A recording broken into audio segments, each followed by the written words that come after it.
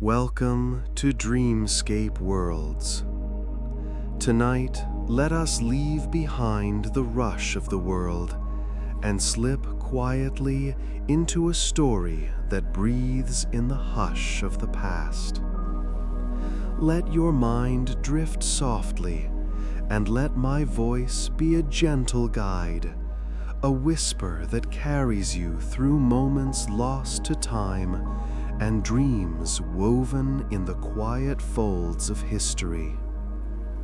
If you enjoy these sleepy journeys, don't forget to like, share, and subscribe.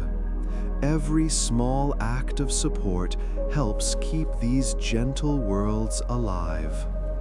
Now, take a deep breath, close your eyes, and let the story begin. Chapter 1: Arrival at the Giza Plateau at dusk. The wind is gentle tonight.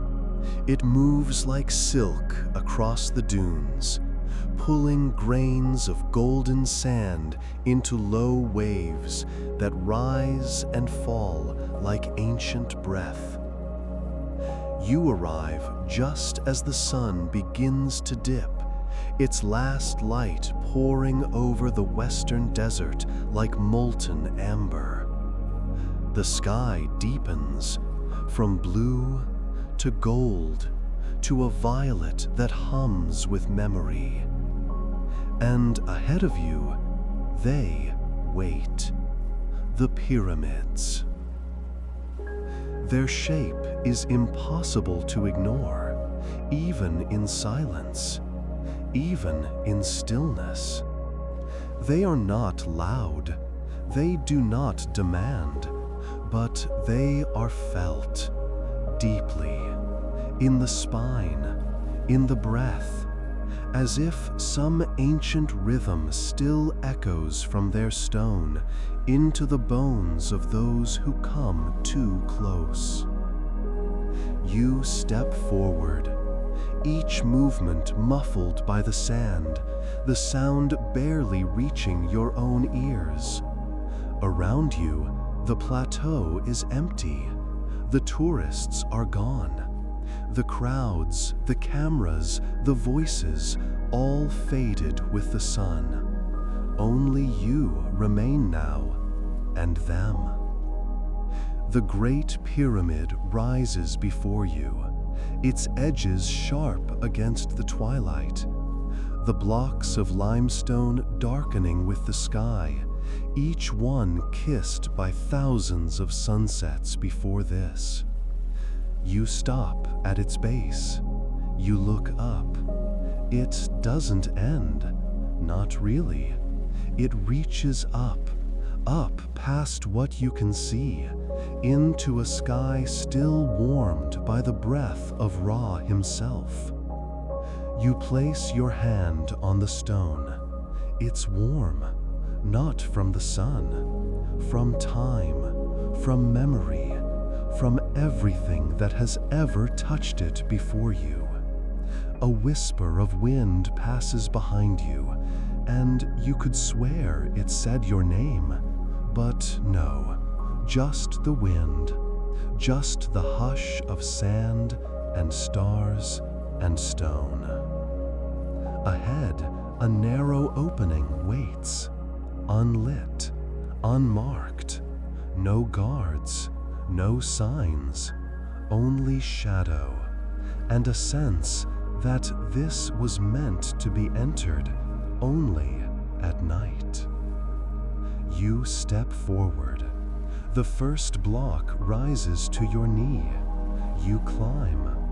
A low passage bends into the darkness, just high enough to crouch, just wide enough to make you feel welcome and watched.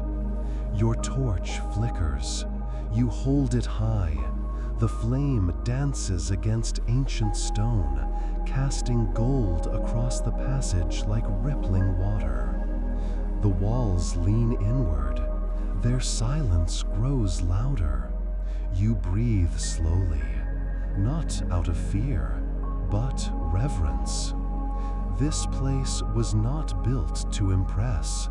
It was built to endure, to remember.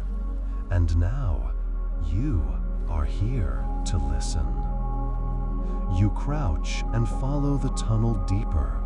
The light from outside fades behind you, replaced by the faint glow of your flame and the deeper glow of your heartbeat echoing softly off the stone. The air shifts, cooler now, still, tasting faintly of dust and copper, as if the pyramid itself has only just exhaled after thousands of years. You reach a landing, flat, quiet, with two doorways ahead. One leads down, the other up. You close your eyes and wait. Then, softly, you feel it. A pull, not of gravity, not of fear, of invitation. You choose the downward path, not because it's easier, but because something old, something patient has been waiting. Chapter 2: The Entrance and Descending Passage. The descending passage narrows around you. The stone walls pull inward, as if the pyramid is folding its arms around you, shielding you from the wind, from the moonlight, from everything that came before this moment. Your torch flickers, casting long, trembling shadows along the limestone blocks, each one hand-carved, laid with a precision that defies explanation, and a patience no longer found in this world. You walk slowly, carefully. The slope beneath your feet is smooth, worn by centuries of explorers, priests, and perhaps those who were never meant to leave. The air smells of dust and stillness, a stillness so complete you begin to hear your own breath echoing softly back at you. Inhale, exhale. It's like breathing through time. The further you descend, the more the passage seems to silence the world above. The breeze is gone. Even your torch seems quieter. Its flame dances smaller, as if it too is humbled here. There are no inscriptions, no carvings, only stone, smooth, unyielding, watching. But you feel something, not danger, not fear, presence, as if every inch of this corridor is listening, not to your voice, but to your intent.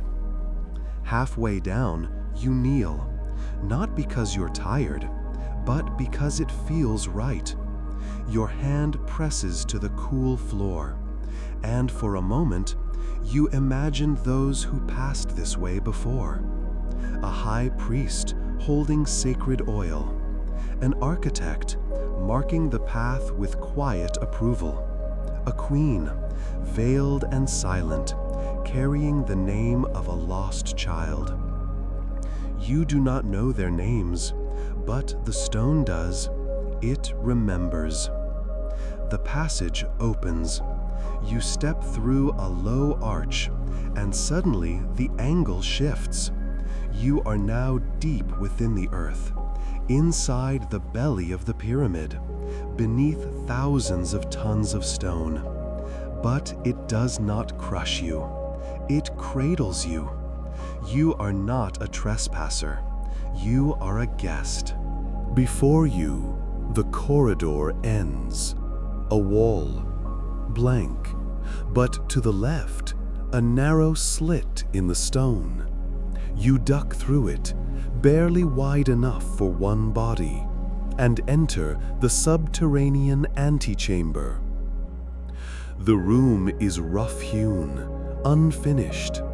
Unlike the rest of the pyramid, it feels wild, as if it was cut not by men, but by something deeper, older. The air is colder here, still dry, but laced with mineral, like the breath of stone itself. Your torch reveals the walls.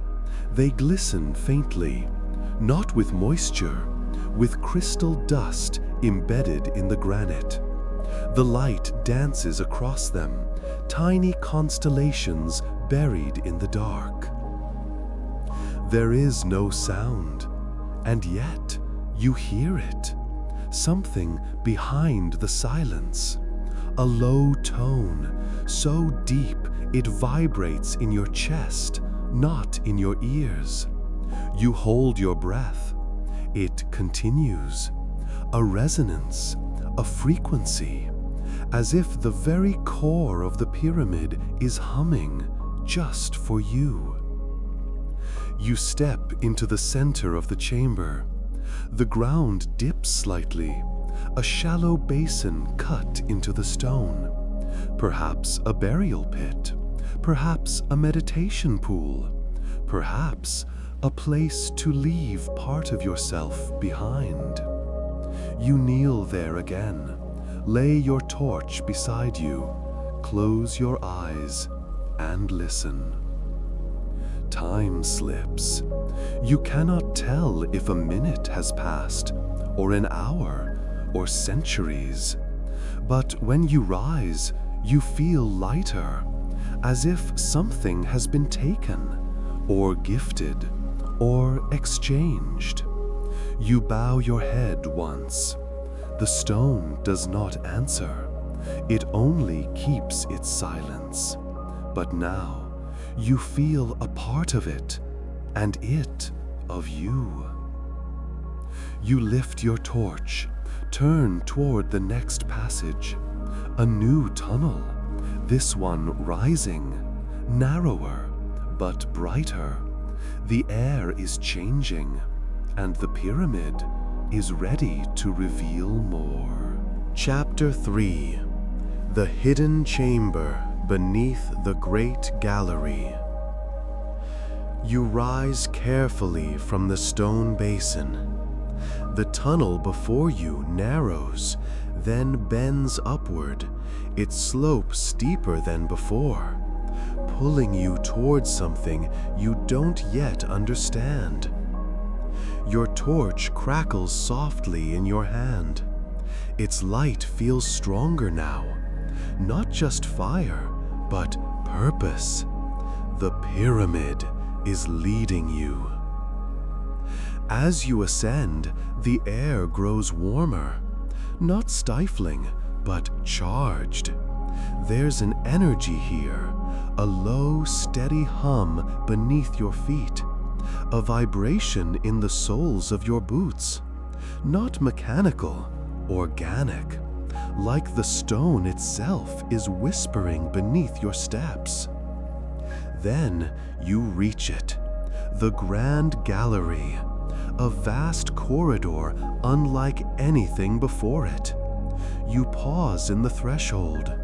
Your breath catches, not from exertion, from awe. The ceiling rises high above you, tiered with giant overlapping stones angled upward like the ribs of some ancient beast. The walls slope inward, meeting in shadow far overhead. The gallery stretches forward, long and slanted, a stone throat leading into the sky. But that's not where you're going. No, there's something beneath, something hidden. Your fingers trace the groove in the floor, a shallow channel worn smooth, but one tile just slightly uneven. You kneel, press, a soft click, and then nothing. No noise, no shift.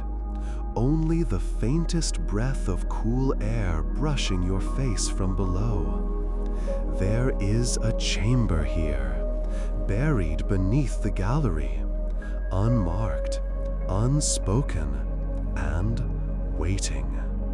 You press your palm flat against the floor, and slowly the stone gives. A small section lifts, revealing a hidden shaft beneath. Dark, narrow, breathing. You lower yourself inside, feet first, carefully. The torch follows. It's not a deep drop, but enough. Enough to feel you're entering something forbidden, or sacred, or both. Your feet touch ground. The chamber is small, but it doesn't feel that way. It feels heavy, like a thought you forgot, suddenly remembered in a dream. The walls are closer here, but covered in faint carvings, not visible at first glance, but slowly revealed as your torchlight moves. Symbols, shapes, spirals within spirals. Not typical hieroglyphs, no birds, no pharaohs. These were not made for the eyes. They were made for silence. You step to the center. There is a platform here, raised slightly, circular, as if it was meant to hold something or someone. You sit, not by decision, but because it feels like that's what it was waiting for. Your torch dims. You didn't touch it. It just lowers. And from above, a shaft of light descends. A thin beam, like moonlight through a needle's eye, cutting through layers of stone. It lands on your hands, warm, pale, almost blue. You raise your palms. The light rests in them, holds them. You feel seen. Something hums behind your ears, a low vibration, a presence. You are not alone, but you are not afraid. Whatever built this place is not gone, not entirely. You breathe slowly. Let the feeling pass through you. You are stone now, a guest in the lungs of the pyramid. Time folds. The chamber does not ask questions. It does not explain. It only watches, waits, and then, slowly, it releases you. You stand. The light fades. The torch brightens. The carvings are no longer visible, as if the room has hidden its face once more. But you know what you felt, and that is enough. You climb back into the grand gallery, heart slower, mind quieter. Something has shifted, not outside, within. You turn your gaze upward again, toward the gallery's height, toward where the stars might be. But for now, you continue forward. The Queen's chamber awaits, and she has her own secrets to share. Chapter 4: The Queen's Chamber and Its Echoes. The grand gallery tapers as you continue upward. Its sloped floor narrows, its ceiling stretching into the dark like the throat of a sleeping god. And then, just ahead, barely visible in the flicker of your torch, an opening appears. Modest, unassuming, and waiting. The entrance to the Queen's chamber. You step down into it. Immediately, the atmosphere changes. The air here is cooler, not cold, but still and ancient. like a room that's been holding its breath for over 4,000 years. The silence is not empty, it is rich. Every stone seems to hum quietly, just beyond hearing. The room is rectangular. Its ceiling peaks into a sharp triangle overhead, the pointed vault mirroring the sacred shape of the pyramid itself. The walls are smooth, made of finely carved limestone blocks. But it's what's not here that feels most present. No sarcophagus, no throne, no paintings, no offerings, only stone and echoes. You step to the center of the room and pause. Then, very gently, you whisper, "Hello?" The word floats outward. It travels across the stone and does not return. Not quite. What comes back is softer, changed, as though your voice has been touched by the chamber's memory. You try again, a deeper word. Why? It disappears, and the echo that returns is not your own. You kneel in the center of the room, your torch set carefully on the floor beside you. The flame casts soft, golden light upward, painting the peaked ceiling with flickering shadows that rise and fall like wings. You breathe slowly, in and out, and beneath your breath, beneath your heartbeat, you begin to hear it, a faint resonance. The chamber is alive with sound, but not random, not noise. It is tuned. You speak once more. Not a word now. A tone, a low hum from deep in your chest, and the room replies. The frequency matches, amplifies. Your voice multiplies, bouncing gently between the stones. Somehow clearer, more full. This chamber was built not for the eye, but for the ear. You lie down now, flat on your back. The center of the room cradles you. You close your eyes. Above you, the triangle of stone, the soundless sky. You hum again, softer this time, a single note. The pyramid holds it and returns it. You feel it in your ribs, your teeth, your mind, as if the stone is speaking your name in a language older than words. Time blurs.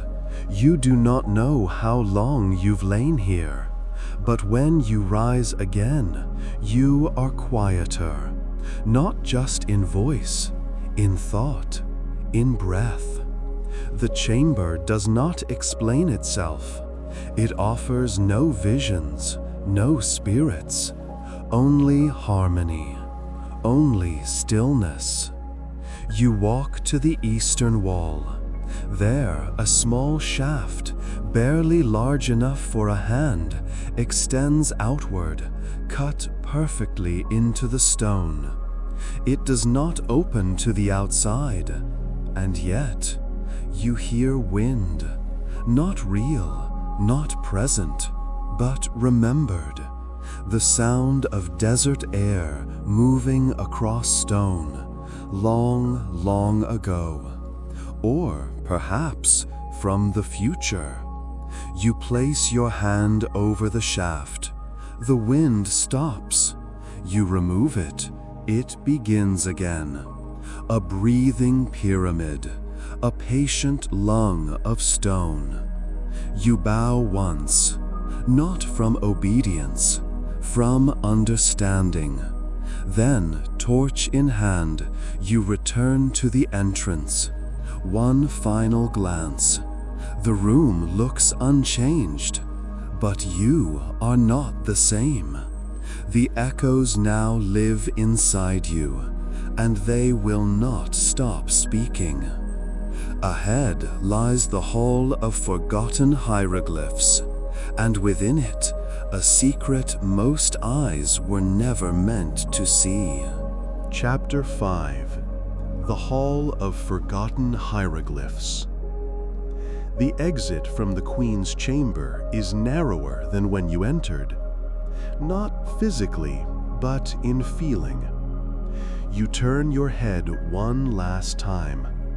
That triangular ceiling, those soft limestone walls, they no longer seem like architecture. They feel like a voice paused mid-sentence. But the silence must continue, and so you move on. A new passage stretches before you, low, winding. The torchlight pushes forward, but only barely, as if the darkness here has grown thicker, more resistant to flame. The floor dips slightly. The air grows warmer, and then, without warning, you enter the hall. It is not large, but the space feels immense. A corridor only 20 steps long, but each wall is carved from floor to ceiling, overflowing with symbols, hieroglyphs, but not the kind you recognize. These are older, more angular, etched deeper into the stone, as if the artist was not just recording language, but binding it. You step slowly. Your torchlight flickers across the carvings. Eyes stare back at you. Symbols curl inward like spirals. Animals with too many limbs. Stars drawn in impossible geometry.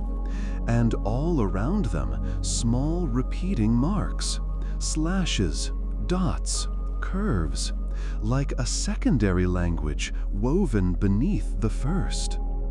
You reach out and pause. You don't want to touch them, not out of fear, out of respect. This is not decoration. This is record, testament, warning, prayer. You whisper, barely audible, "What are you saying?" And for a moment, the air tightens, like breath held between syllables. The flame in your torch pulls sideways, just slightly, as if moved by a word you couldn't hear. Then, stillness again. You examine the first panel. It shows a figure, tall and slender, arms lifted toward a sky full of stars. But the stars are falling downward into the pyramid. Beneath the figure, an open eye, not drawn on a face, but on the stone itself. A watcher, an observer, or something remembered. You move to the next wall. Here the scene shifts. A series of figures kneeling, all headless. Above them, a great circle. Inside the circle, a triangle, rotated sideways and lined with tiny hands, not reaching, not pleading, offering, but to whom? The further you walk, the stranger the symbols become. Some seem fluid, as if carved by water. Others are jagged, burnt into the stone. In the final panel, a shape. Not a person, not a god, a door, framed in flame. Or is it wind? Around it, glyphs spiral in all directions. No pattern, no center, only movement. You feel a pressure in your chest, like the air has grown denser here. Your breath slows. You take a step back, and that's when you hear it. A whisper, not in words, not in voice, just presence. Behind you, then beside you, then gone. The flame in your torch bends again. You whisper, "I see you." The whisper does not return, but the presence does not leave. You bow your head softly and speak aloud. May what was written remain remembered.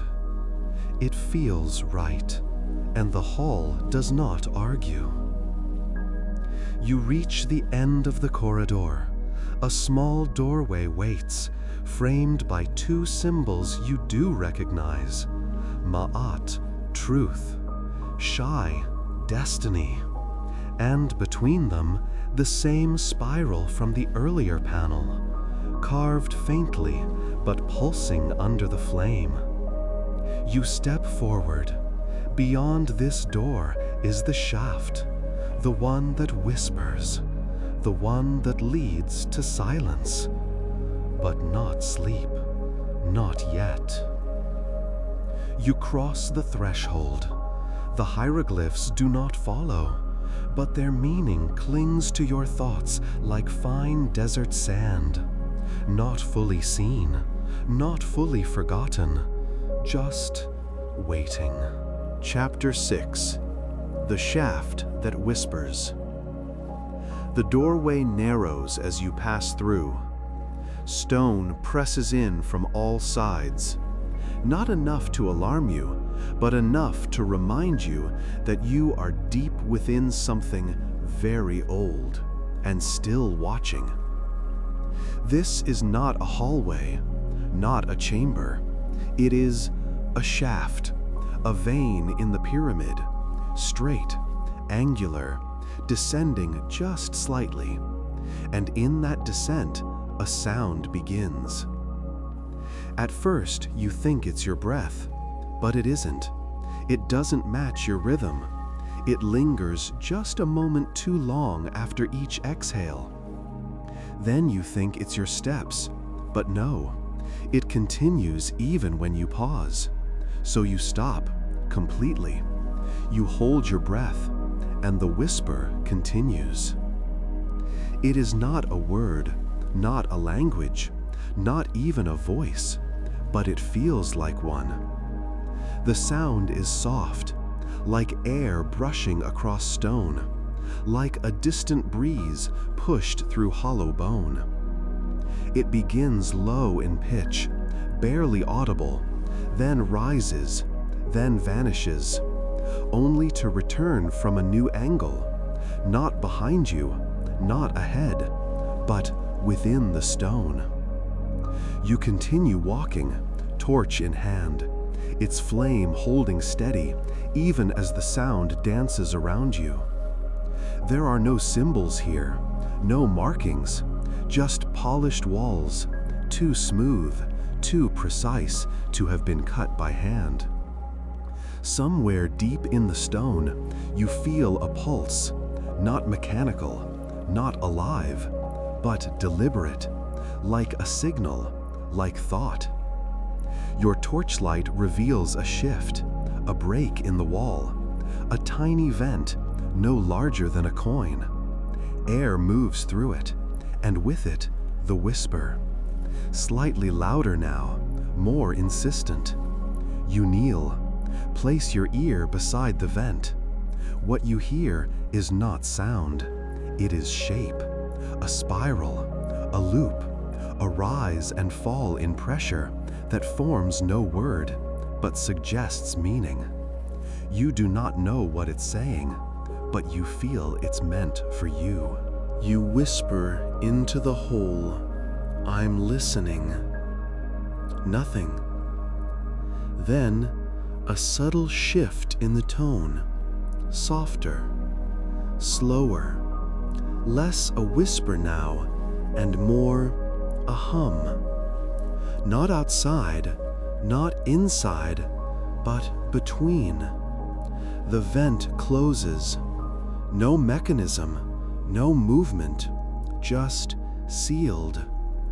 You rise, and the whisper is gone, but in your chest a faint echo remains, a vibration that hums when you think too hard about time.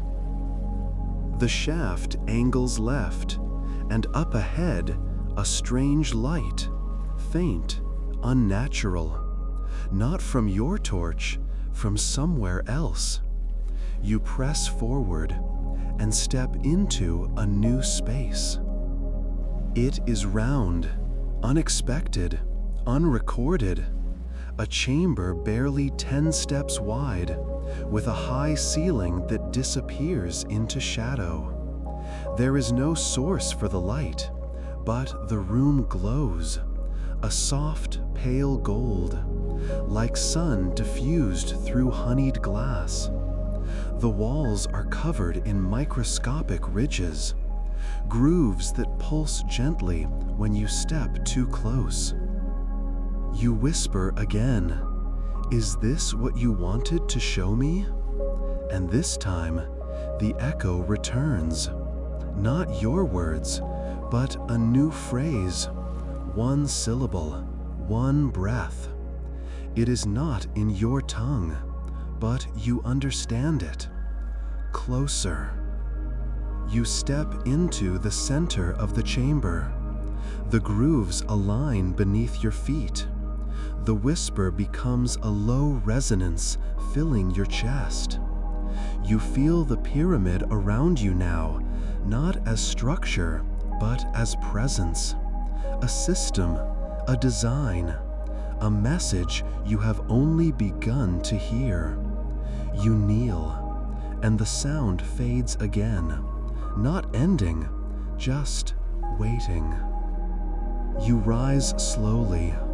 The whisper is gone, but in its place is knowing, and in that knowing, a direction, a corridor ahead, leading upward now, narrow, tight, but welcoming. The pyramid is not done with you yet. There is still a throne to find, and beyond that, a door that no one has opened yet. Chapter 7. The King's Chamber, Heart of the Pyramid. The shaft narrows as you rise. Step by step, stone presses in around you.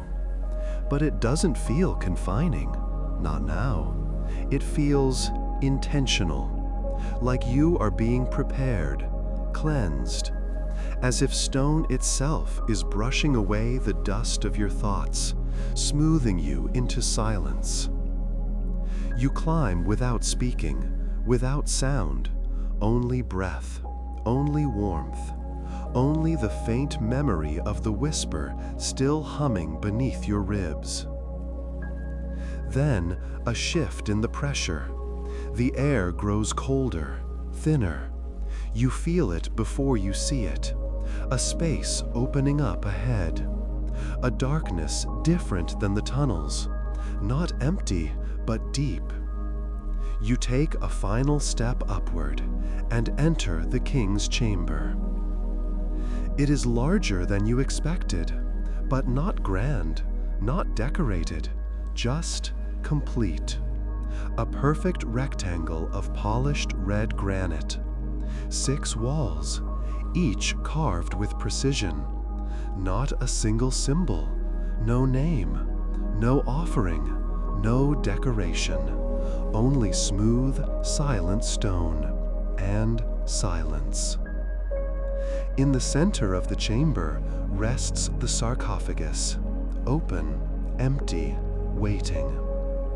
It is rough-hewn compared to the room, as if unfinished, or too sacred to be smoothed. You walk toward it. Each step echoes, not once, not twice, but many times. like footsteps following behind you. You turn. No one is there, only your own breath lingering too long in the air. You reach the stone box. Place your hand on its edge. It is cool, but only just, not lifeless. It vibrates faintly, like a tuning fork or a memory you haven't recalled yet. You lower yourself beside it, then inside it. You lie down, not in fear, not in death, in stillness, in invitation. The moment your body touches the stone, the sound returns. Not the whisper, not the hum, but resonance. A low frequency rising from the granite around you. It does not speak, it does not sing, it holds. You feel it press into your ribs, your bones, the water inside your lungs, and your thoughts begin to slow. Your heartbeat matches the rhythm, your breath aligns with it.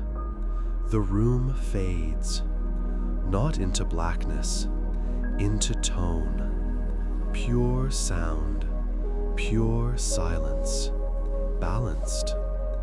You are not inside a tomb. You are inside an instrument, a temple not for the dead, but for the sacred geometry of vibration. You begin to understand. This place was not meant to store a king. It was meant to transform one. You lie there a while. Time melts.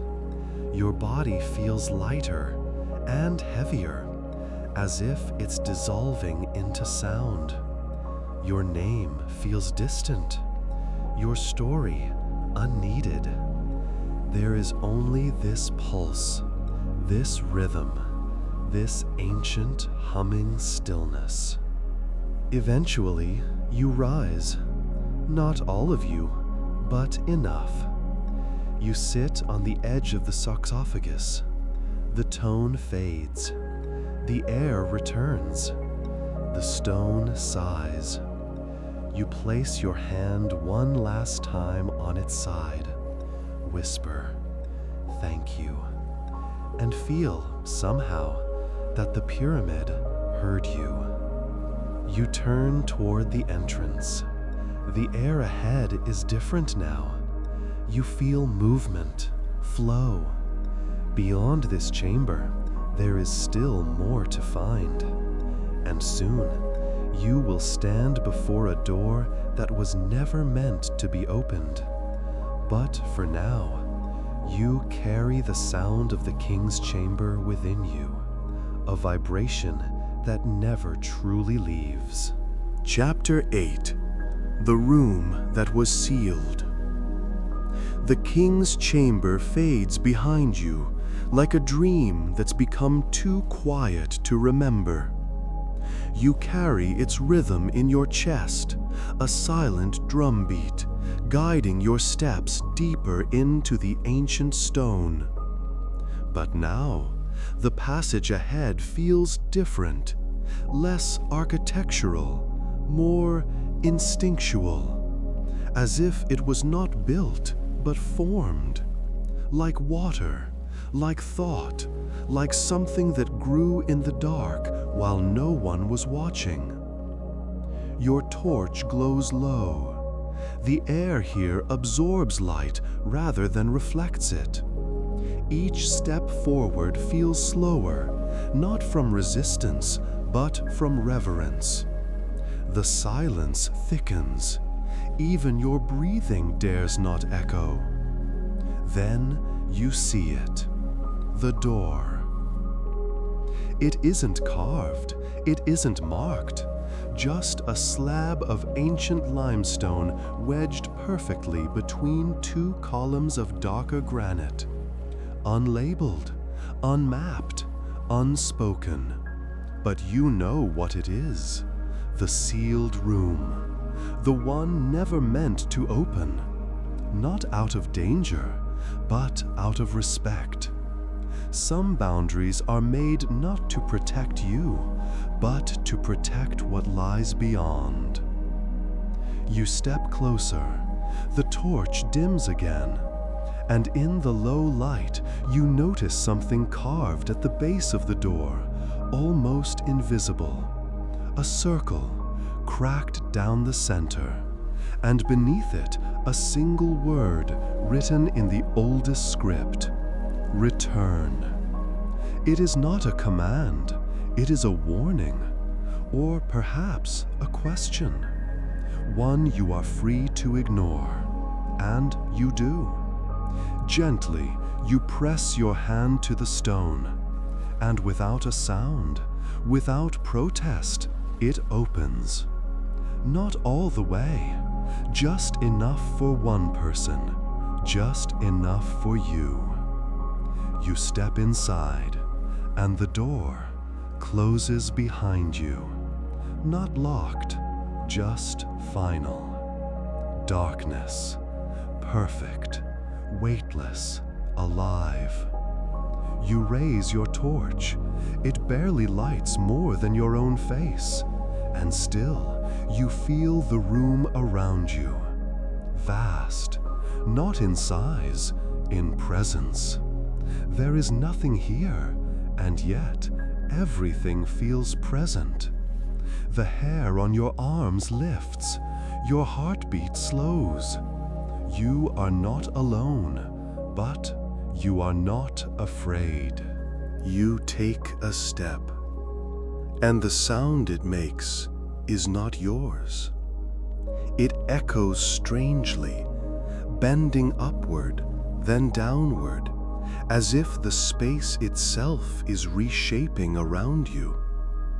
The stone beneath your feet feels warm, the air still. Then, at the far end of the chamber, a soft glow, golden, flickering. You move toward it and find it, a single flame, suspended in midair. No torch, no source, just hovering, burning without smoke, without fuel. You reach out, not to touch, to feel, and you do. Not heat, memory, a pulse of thought not your own, not words, not emotion, but understanding. This room remembers everything, every visitor, every breath, every vibration ever made within the pyramid. You close your eyes and listen. You hear footsteps, not yours, ancient sandaled feet walking in ritual, turning, pausing. You hear chanting, low, rhythmic syllables not meant for language, but for vibration. You hear sobbing, soft, female, a queen, a daughter, someone saying goodbye to someone who wouldn't be buried here. Then silence, then your own breath, real again, now. You open your eyes. The flame is gone. The room is dark once more. But something has changed. The chamber no longer feels sealed. It feels fulfilled, as if your presence completed a cycle that began long before you. You whisper quietly, "I will return." And this time, the room whispers back, "You never left." You turn. The door opens for you, no hand required. You step through it, and the seal closes behind you, softly, finally. No mark remains, No crack, just perfect smooth stone, as though it was never opened at all. And perhaps it wasn't. Not with tools, only with listening. Ahead, a low corridor stretches into shadow, and far beyond it, a strange glow pulses like a heartbeat from beneath the sand itself. Chapter 9. The Sand That Remembers. Like a breath held too long. The air ahead is softer, warmed by something unseen. The walls narrow, and beneath your feet, the hard stone gives way to something unexpected. Sand, fine, dry, soft as silk between your boots. You pause, reach down, scoop a handful. It slips through your fingers, but slower than it should, almost as if it's waiting. And the moment your skin touches it, you feel it. Not heat, not cold, but sorrow. It is faint, but deep, a distant ache that pulses gently through the grains. You listen. There is no sound, but your chest tightens, the way it does when you walk into an old room and know someone cried there. Not yesterday, not this century, but the sadness still clings like perfume.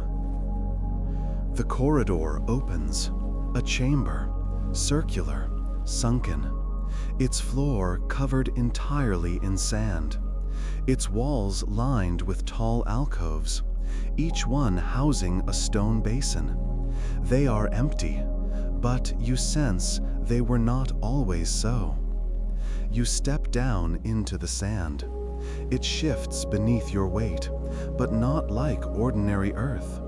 It moves like water, like breath, like a memory trying to remain still. You walk slowly, each step stirring faint echoes, not sound, but sensation. Near the center of the chamber, you find it, a stone tablet, simple, unmarked. But when you kneel beside it, your hand begins to tremble. You place your palm on its surface, and the room changes, not visibly, not loudly, but completely. The sand grows warmer, the air heavier, and behind your closed eyes, images begin to rise. A woman kneeling by a burial, a child asleep under woven linen, hands painting symbols into stone, then wiping them away before anyone else could see. And always the sand, falling, filling, covering, preserving not just bones, but stories. Stories not told in hieroglyphs, but in feelings, too complex for words. Grief, hope, sacrifice. 1,000 small lives, unwritten, unremembered, except here, except now. You whisper aloud, "Who were you?" The air does not reply, but the sand shifts. At your knees, it forms a small spiral, not drawn, not pushed, formed by memory, a circle turning inward. You recognize it, the same spiral you saw carved in the walls, a symbol of return, of rebirth. You reach out, touch the spiral, and in a single instant you see them, all of them, not faces, not names, but moments. A mother waiting for her husband to return from carving the western wall. An old priest lighting a flame that no longer burns. A child burying a small figurine, whispering to it like a friend. None of them kings, none of them warriors, just people. And the pyramid? It remembered them. It kept their stories even when the world forgot. You lower your head, not in grief, in reverence. Then you rise. The spiral vanishes, the sand stills, and the sorrow, still there, but no longer lonely. You carry it now. A tiny piece of their memory lives in your breath, and that is enough. You turn toward the far wall. A narrow passage has appeared, not through shifting stone, but as if it had always been there, waiting for the right heart to see it. Beyond it, a faint flicker of stars. Beneath the pyramid itself, the stargazer's tunnel awaits, and through it, the sky will return. But first, one more breath of sand that remembers. Chapter 10: The Stargazer's Tunnel. You leave the sand behind, but it doesn't leave you. Each step you take forward feels as if it's being watched by the eyes of memory. The passage ahead is narrow, low-ceilinged, angled upward like a quiet question aimed at the heavens. You raise your torch. The stone walls glint softly, not with decoration, but with fragments, tiny flecks of something dark. Obsidian? No, not glass. Meteorite. You blink, touch the wall. It hums under your fingers, cool, sharp, ancient. Not from Earth, not fully. You move forward. The air becomes thinner, not unpleasant, just more sacred, more precise. The tunnel rises, cut at a perfect angle. You feel it in your body, though you cannot name it. An alignment, a direction. North? No, something higher. Orion. You whisper the name aloud, and the stone seems to nod. After some time, minutes or lifetimes, you emerge into a chamber unlike any before it, circular, open to the stars above. Yes, open. The ceiling is not stone, it is sky, black velvet sky cut with thousands of white flames. The stars blink gently above you, framed by stone in perfect symmetry. And directly above your head, the belt of Orion. 3 stars, burning white, aligned precisely with the architecture of the pyramid. You realize now, this was not just a tomb, not just a temple. It was a mirror, built to reflect heaven. You lie back on the cool floor, a platform smooth and flat, cut with channels that spiral outward like the arms of a galaxy. You breathe in, and for the first time since entering the pyramid, you feel the wind again, soft, not from Earth, not from now, but from beyond. You close your eyes, and the stars begin to move, not physically, not in space, but in you. You feel them shifting through your chest, a slow dance, the same dance the builders must have watched when the pyramid was new, when the Nile flooded with divine rhythm, when people still believed that stars were gods with names. A sound begins, not loud, a soft singing tone, coming not from the air, but from the stone around you. It matches your breath, your heartbeat, your thoughts. It is you, reflected back by the chamber, like a telescope for the soul. You speak a word aloud, your name, and the stars do not answer, but they shimmer just a little brighter, as if to say, we have always known. You sit up slowly. The torch is now out. You hadn't noticed, but it doesn't matter. The chamber glows with starlight, enough to walk, enough to dream. You place your hand on the floor, feel its geometry beneath your fingers, and for a moment, you forget where you are. Not lost, just placed, in time, in space, in meaning. You rise, one last look to the stars, then down a passage just beyond the circle. It slopes gently forward, not down, not up, but inward. The final passage, the last room, the one no maps speak of, where no story is told, because it waits for your ending. Chapter 11. The Final Door That Never Opened. The stars fade behind you, not from distance, but from closing.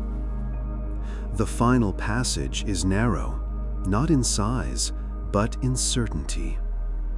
Each step forward feels like a question, a gentle doubt, an unspoken prayer that no one else ever finished. Your fingers graze the wall, smooth, untouched, as though even time itself hesitated here. The silence changes. It is no longer the silence of stone. It is the silence of knowing that you are close, to the center, to the secret, to the end. And then, the door.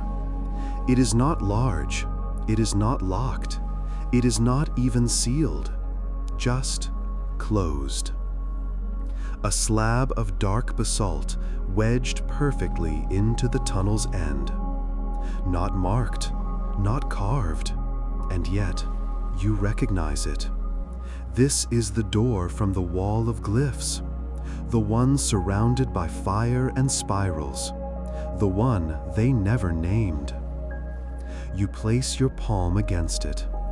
The stone is warm, and it pulses once, like a heartbeat. Then, stillness. You speak aloud, "May I enter?" No reply, but something shifts within you. Not permission, but invitation. The door leans inward, no sound, no resistance, and you step through. Darkness, not black, not void, but deep, soft. A room, perfectly round, no corners, no ceiling, just curve and quiet. You take one step inside, and the door closes behind you. You do not move, not from fear, from reverence. The chamber vibrates at a frequency you cannot hear, but you feel it in your teeth, in your blood. It is not a hum, it is thought. And then it begins. Not visions, not voices, but memory, not yours, the pyramids. You see a desert without sand, stars closer to earth, people gathered in circles, singing not for gods, but for equilibrium.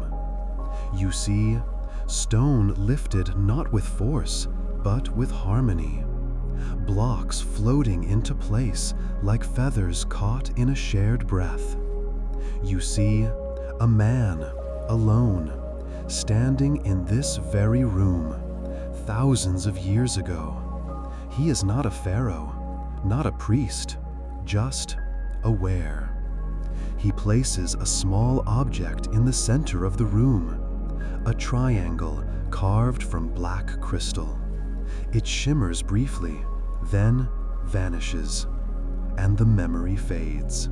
You blink.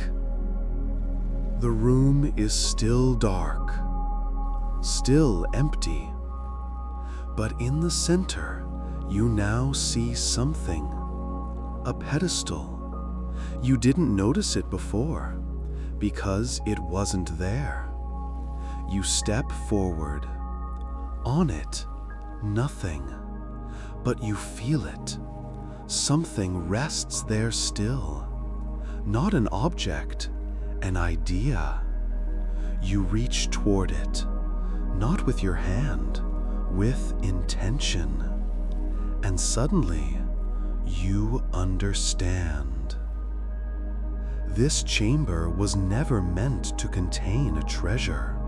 It is the treasure. A space tuned so precisely that human thought becomes form. It doesn't offer answers, only reflection.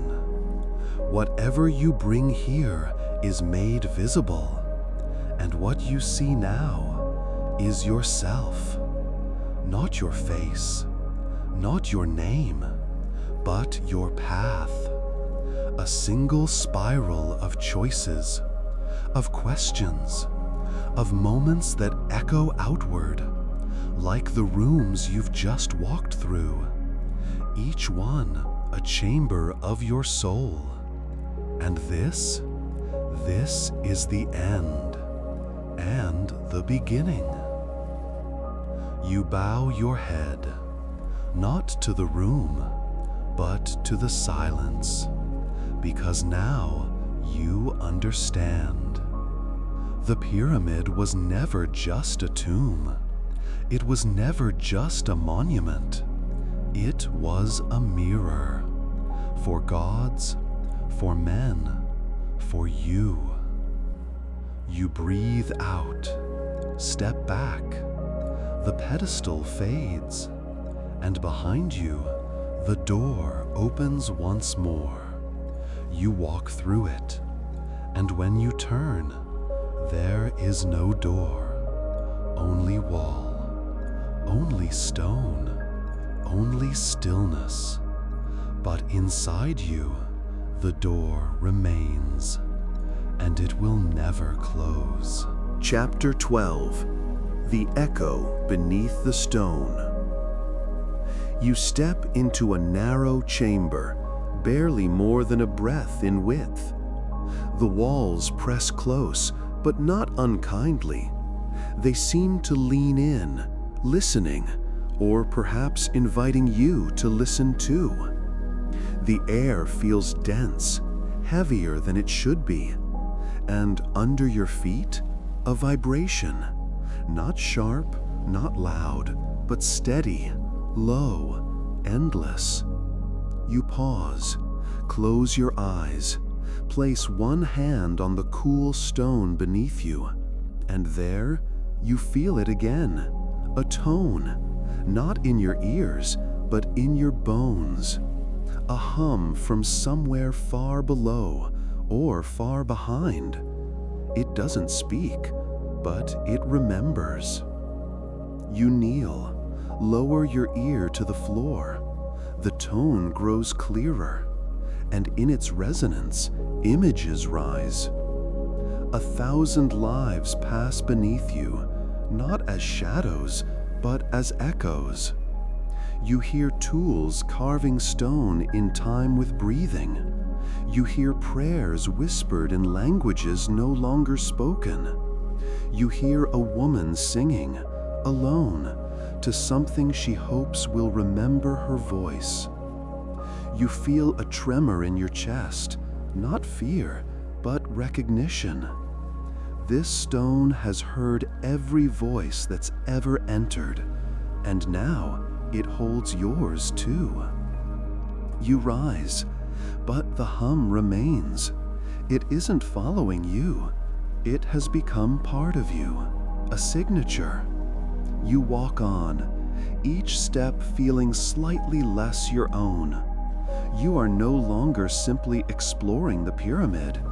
You are joining it. Chapter 13. The Threshold of Stillness. There is no corridor now, only a soft transition, like walking from thought into sleep. The walls disappear.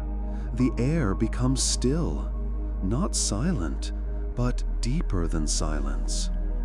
You've arrived in a chamber unlike any before. It has no clear boundary, no floor, no ceiling, only a glow, white, colorless, like chalk in moonlight. You move forward, and yet you do not feel your feet. The space receives you, but does not acknowledge you. You are here, but also not. Thoughts begin to fade, not by force. They simply unravel one by one. Your name slips first, then time, then story, then sound, until only one thing remains: stillness. It doesn't ask anything of you. It offers no answers, just the invitation to be nothing for a while.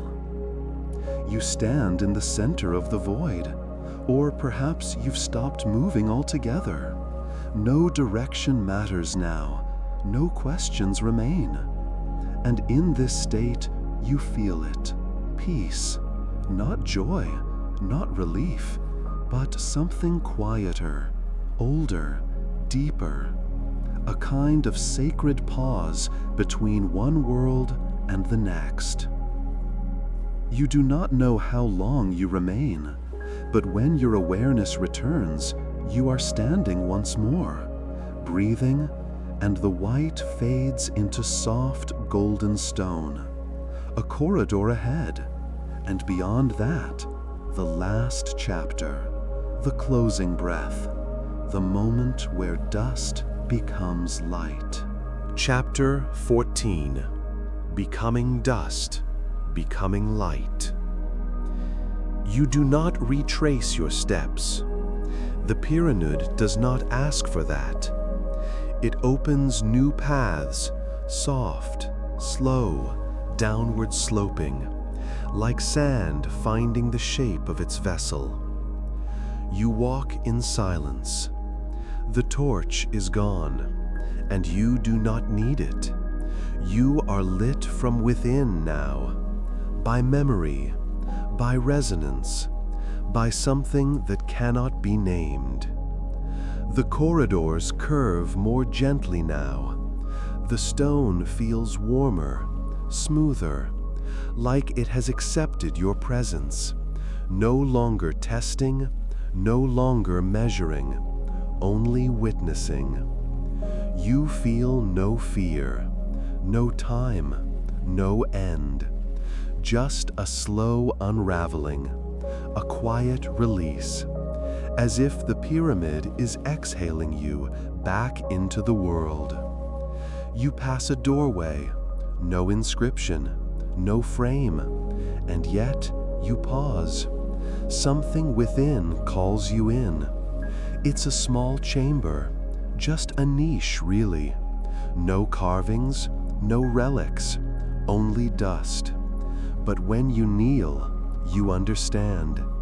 This is where they brought the final things, the forgotten offerings, the anonymous goodbyes, scraps of cloth, faint ash from burned incense, a single polished bead.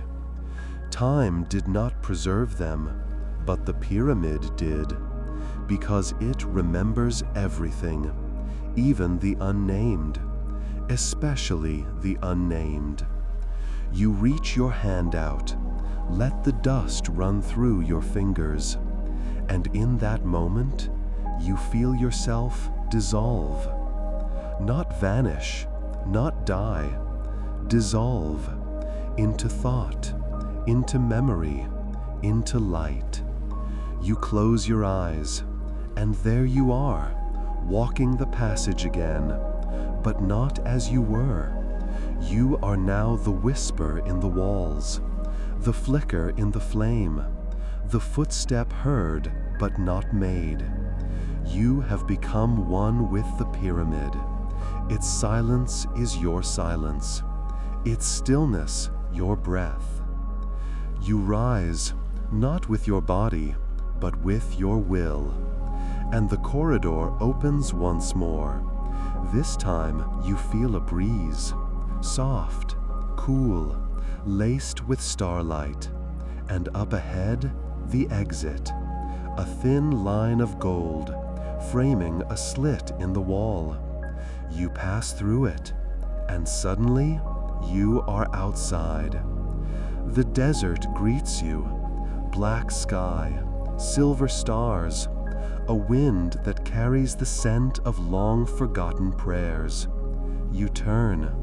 The pyramid rises behind you, still, immense, timeless, but somehow familiar, not as a building, as a being. You place your hand upon its outer stone, feel the vibration once more, not as a visitor, but as part of it. Then you step back and breathe. The wind moves your hair, the stars blink, and from somewhere within the stone, a soft sound, barely a whisper, one final message, only for you, and it says, "You were always part of the story." You begin to walk toward the dunes, toward the horizon, toward the unknown. The pyramid remains behind you, but it is also ahead, within, and around. You have become dust. You have become light. You are no longer exploring history. You are now a part of it.